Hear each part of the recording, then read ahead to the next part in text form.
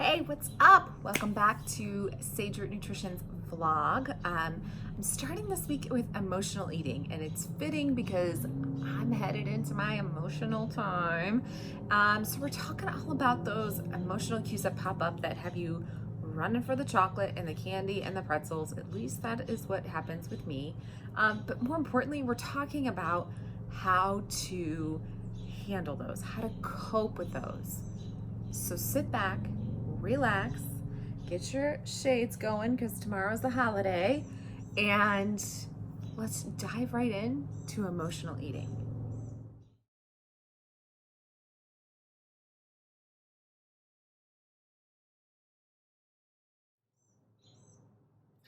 All right, so we're diving in. Here we go. There's a lot to this, y'all. So I have notes, and I'm going to preface this by saying if you haven't been following me, if you have been following me, you know I am reading the book Intuitive Eating, and that is the state that I want to help everyone get to, is that just learning to listen to your body. But all the information is from that book. I've just kind of, taken the thoughts, repurposed them for how I wanted to speak to you. So back to emotional eating. If you say you are not an emotional eater, you are lying to yourself. I battle my emotions constantly with what I want. Just today, I was frustrated with something today, and I ran out to the store to get something. I come back, and my whole time going to the store, I'm like, don't buy a bag of chips. Don't buy, chocolate. Don't buy the stuff that I wanted just because I'm emotional. So to say that you will never be an emotional eater, I think that's false. I think that as humans, we're always going to be experiencing emotions and feelings every single day. But we have to get to the point where we're not relying on food to to block out that whatever emotion we're trying to deal with. On the same side, like emotions bring so much, or food brings so much emotions positively to our lives as well. And think back, like how many of you can really think back to grandma cooking apple pie in the kitchen, and the smell and the aroma, and like then you dove into the pie. It was just so damn good, right? That's an emotion. That's love. That's comfort. That's whatever emotion that you experienced, there's an emotion to that food. A prime example of my grandma, she did not make pies. At least I don't remember her making pies. But when I stayed with her over the summer, when I was younger, I would always have a fried egg sandwich for breakfast. That's what I had. My grandma and grandpa lived south of here. That's what we did in the South. We had fried egg sandwiches with yellow American cheese on white bread. Let's just say I've upped my food game since then. But when my grandpa passed away in 3 or 4 years ago, we were all sitting, like after the funeral, we're all sitting in grandma's living room, and we're all emotional. And I just looked at my grandma and I'm like, you know what I want to do right now? And she goes, what? And I was like, I just want to go in there and make a fried egg sandwich. And she's like, go do it, hon. And I'm like, and I didn't. But that fried egg sandwich brought emotions out. It was love. It was comfort. It was those times with my grandma and grandpa over the summer. And that's, that day, that's all I wanted. So to say that food doesn't bring out emotions is false. Food brings out so many emotions. And I want you to just honor that and understand that for yourself. Because when you start to realize the emotions that it brings out, you can start dealing with those emotions without using food. So you're probably thinking right now, great, she's going to tell us how to take the emotion out of food and just deal with our emotions. I don't know how to deal with my emotions. Right now I'm trying to deal with bugs flying around. But anyway, and I'll say this, eating emotionless to me is not eating at all. Like there's emotion to it. If the food's not freaking good and it's not pleasurable to your palate, you're eating emotionless, right? So like, just stop that.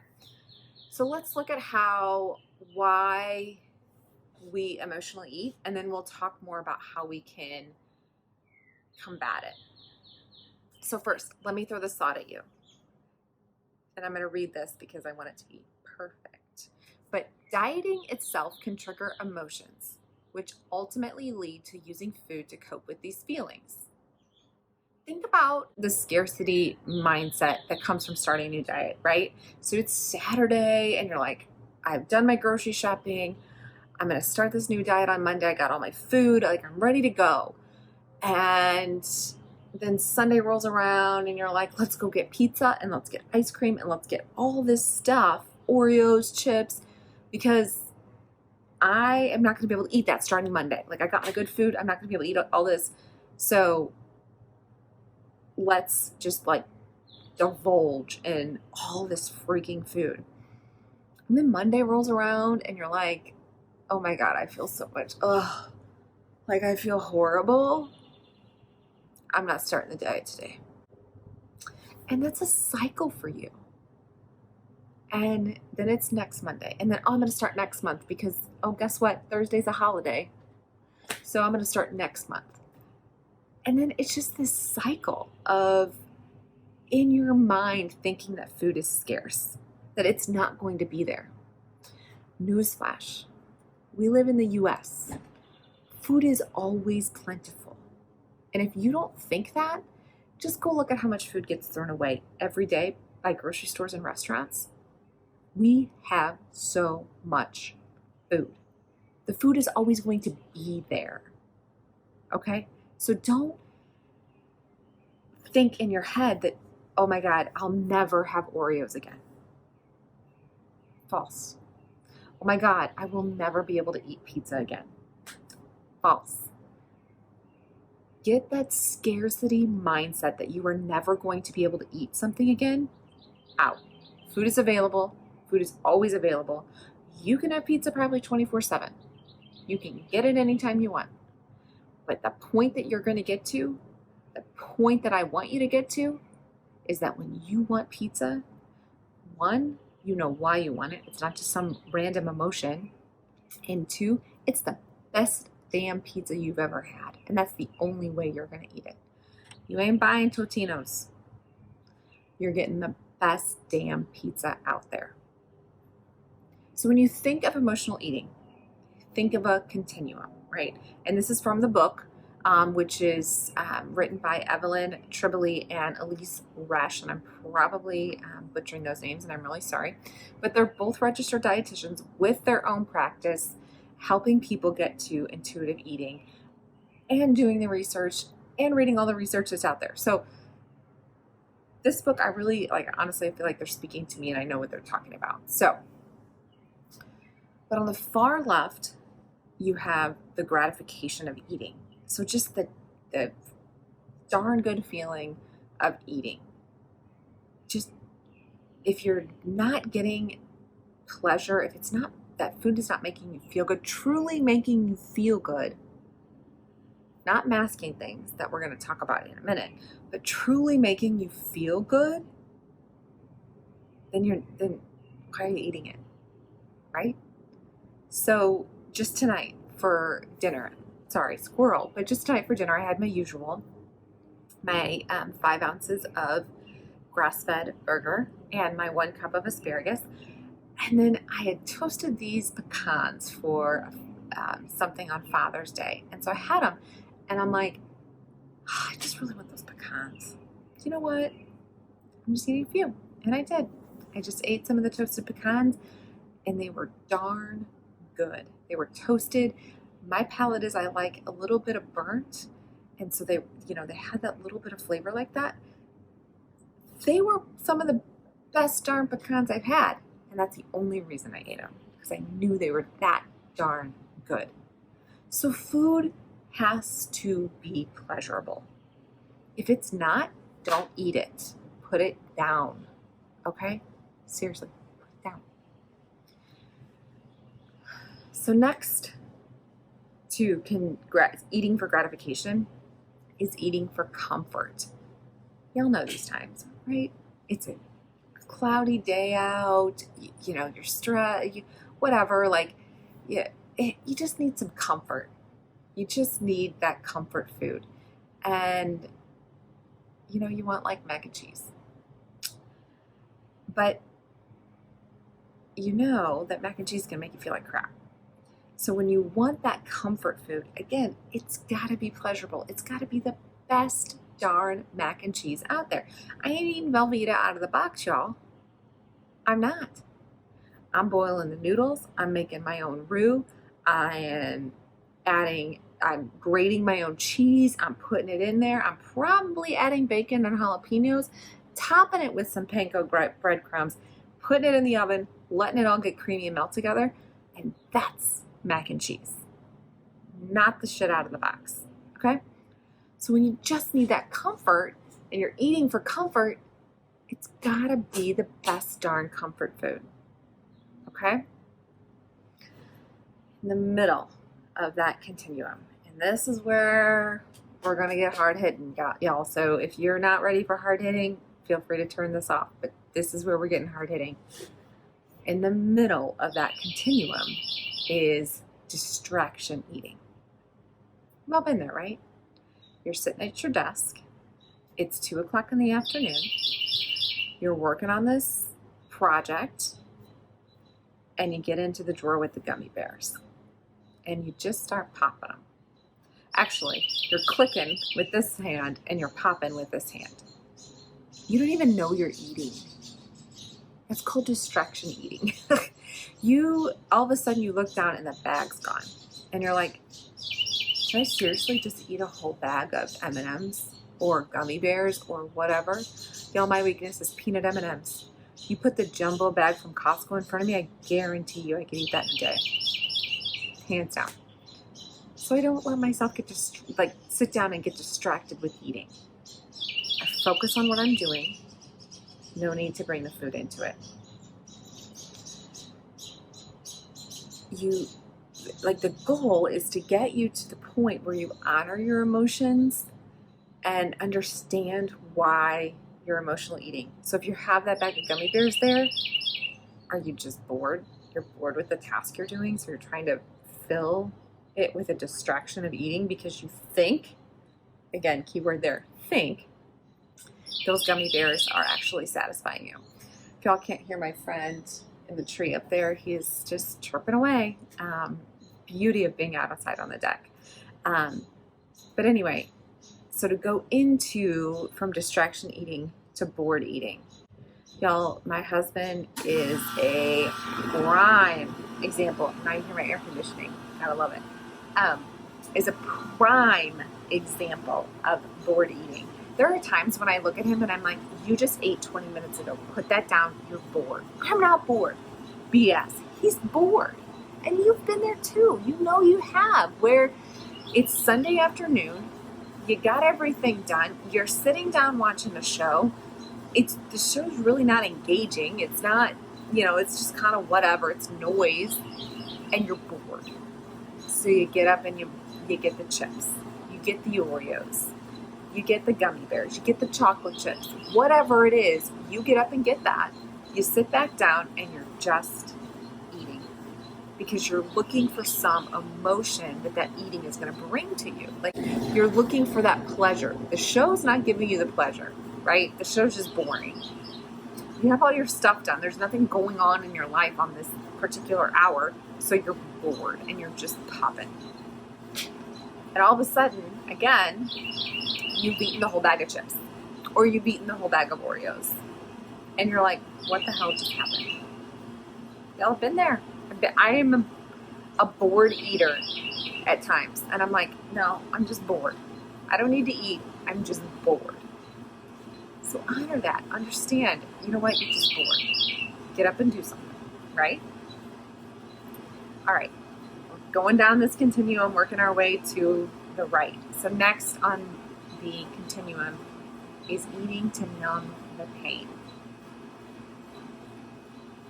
We all deal with crap in our lives, no doubt. Life in its own way is a continuum, and we're all just these little things every day trying to stay as close to that center line as we possibly can and just basically keep death at bay as far as we possibly can. I mean, that's life. That's what we're doing. We're just trying to stay as close to that center line as we possibly can. But how you cope with the crap and the good times for that matter without using food as that crutch is super important. Food is not a crutch. Food is fuel for your body. So why are you using it to mask these feelings that you're having? When you're eating to numb the pain, you're not enjoying food. Food should be enjoyable. Remember, go back 3 things on our continuum here. Gratification, food should be good. So why are you eating to numb the pain? You're not dealing with the emotions that you're actually having. You're just trying to mask the pain. So honor the emotion that you're having. Sit back and actually think about what you're going through. And if food is really the answer. Because I would say 95% of the time, food's not the answer. It really isn't. So lastly, this last part of the continuum, this one is difficult for me to understand. I am not this way. I've never experienced this as an eater, so I kind of don't relate to this. But eating for punishment.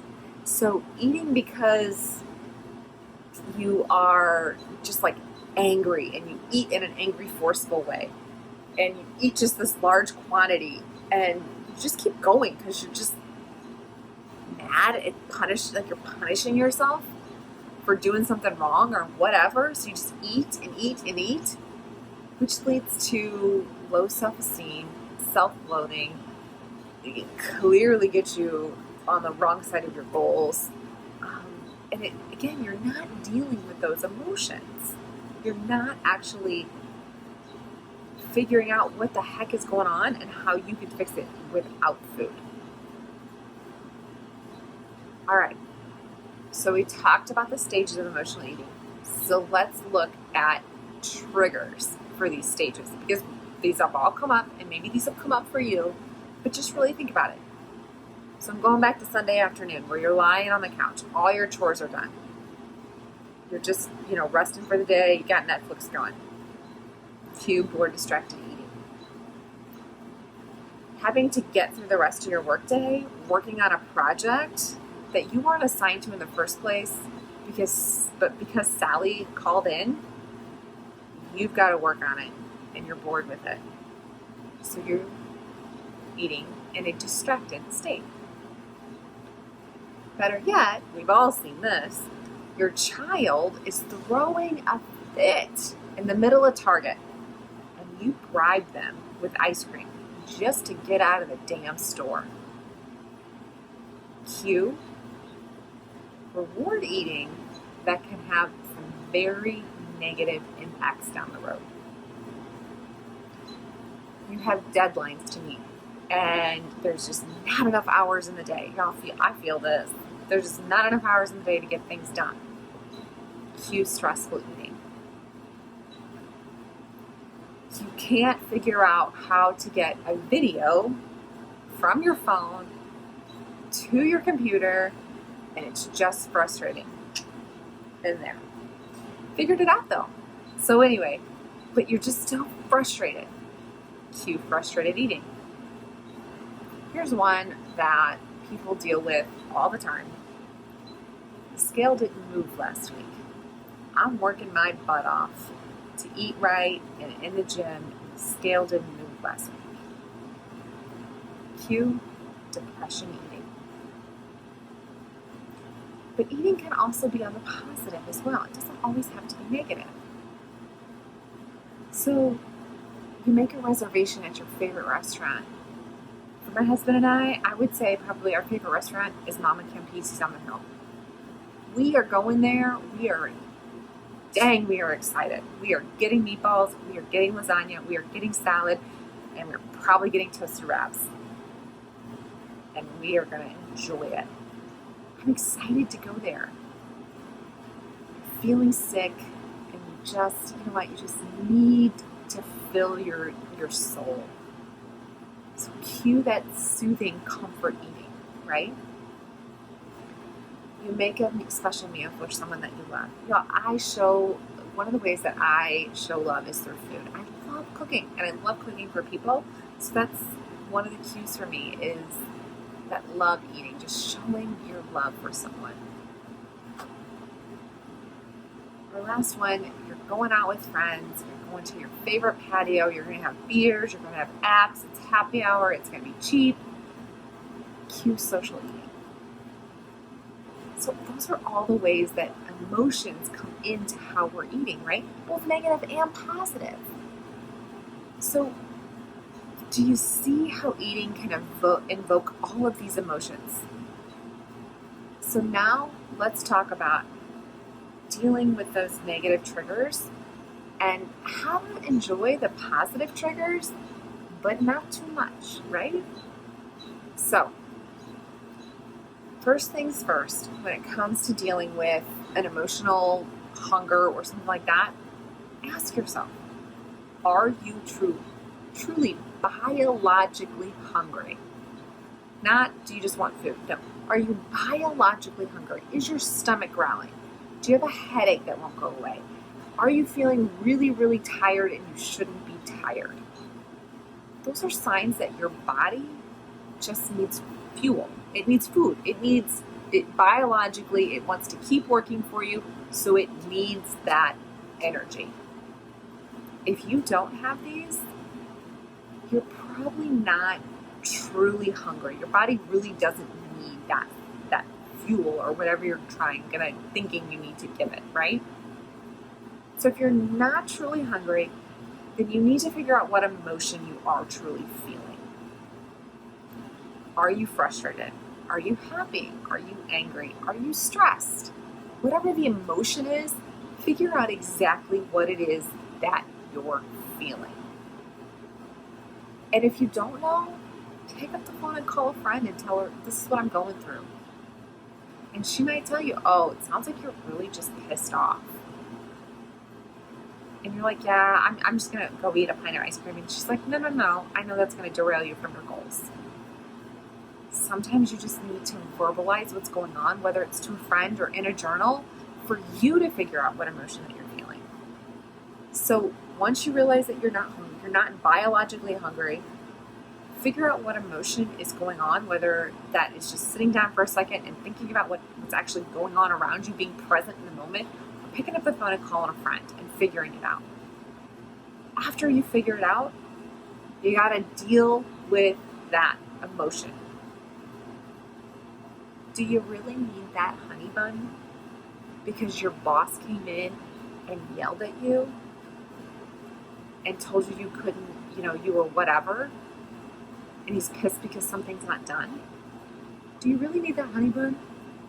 Are you just trying to cope with the emotion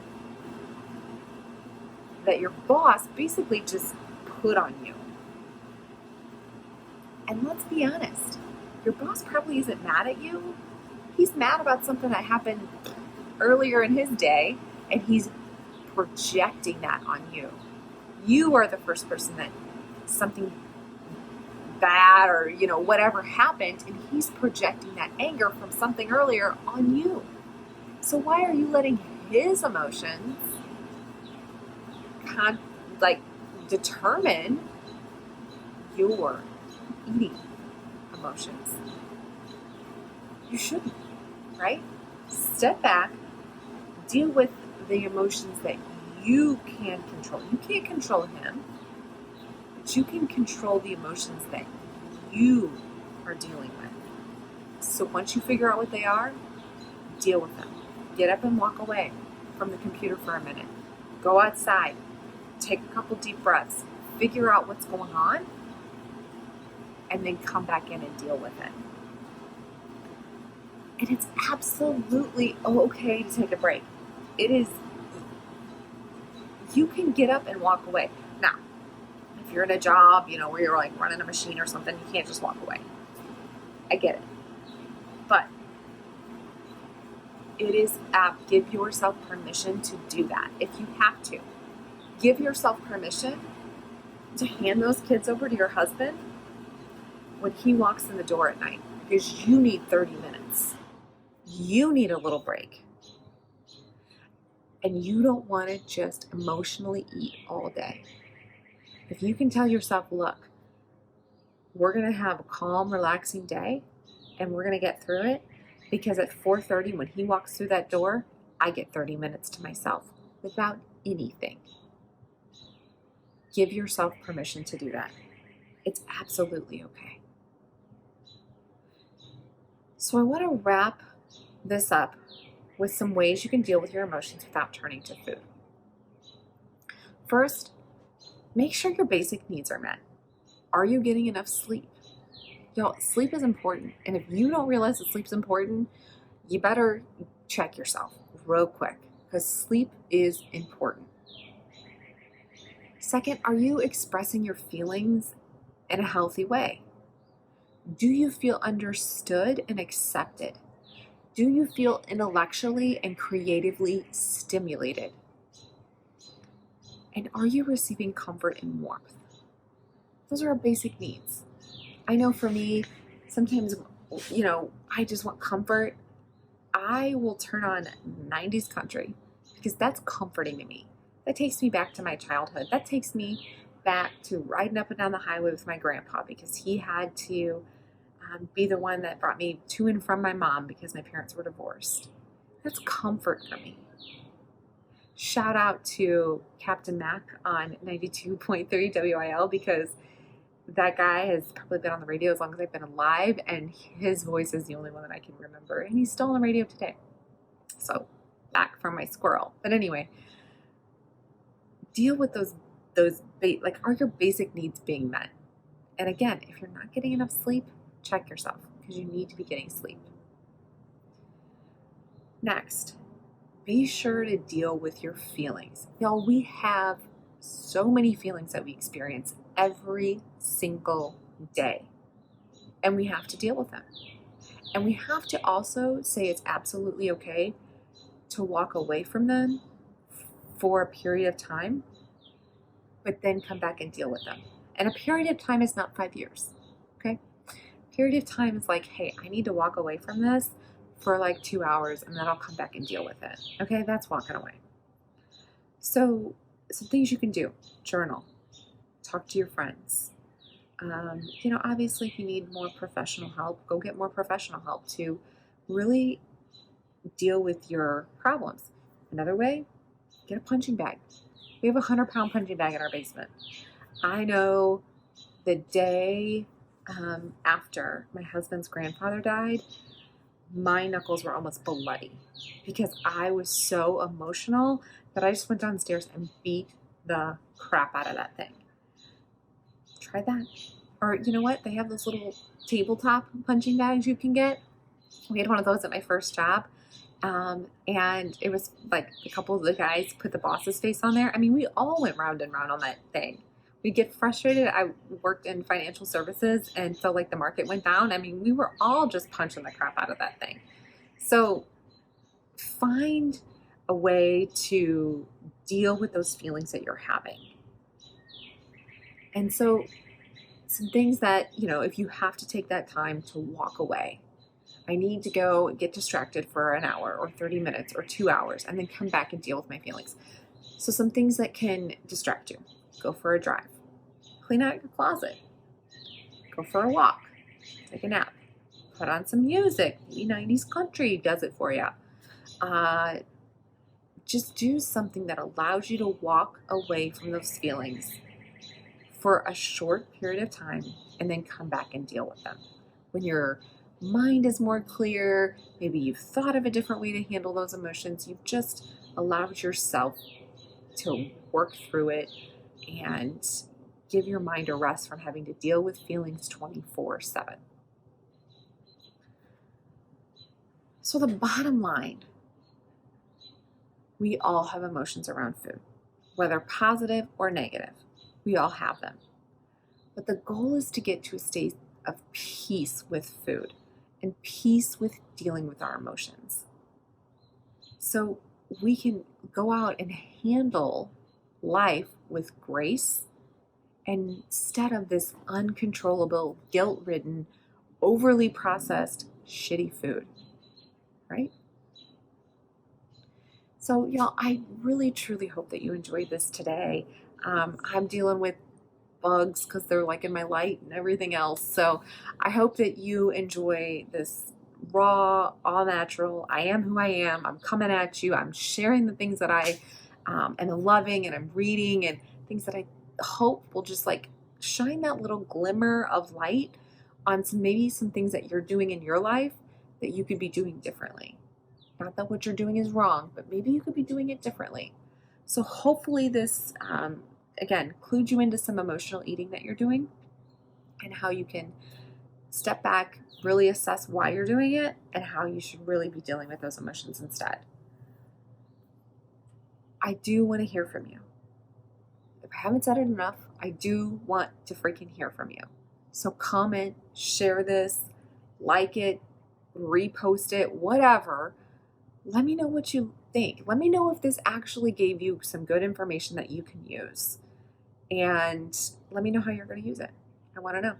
I want to see how this is helping you. So enjoy your day. And most importantly, go out and enjoy some food. Talk to y'all soon. All right. If you have not, get closer because this is serious. If you've not subscribed to the newsletter yet, get over to sagerootnutrition.com and subscribe. If you've not seen it already this week, I am doing a huge thing in August. The only way you're going to know when it opens and when I'm doing this is you have to be on my email newsletter list.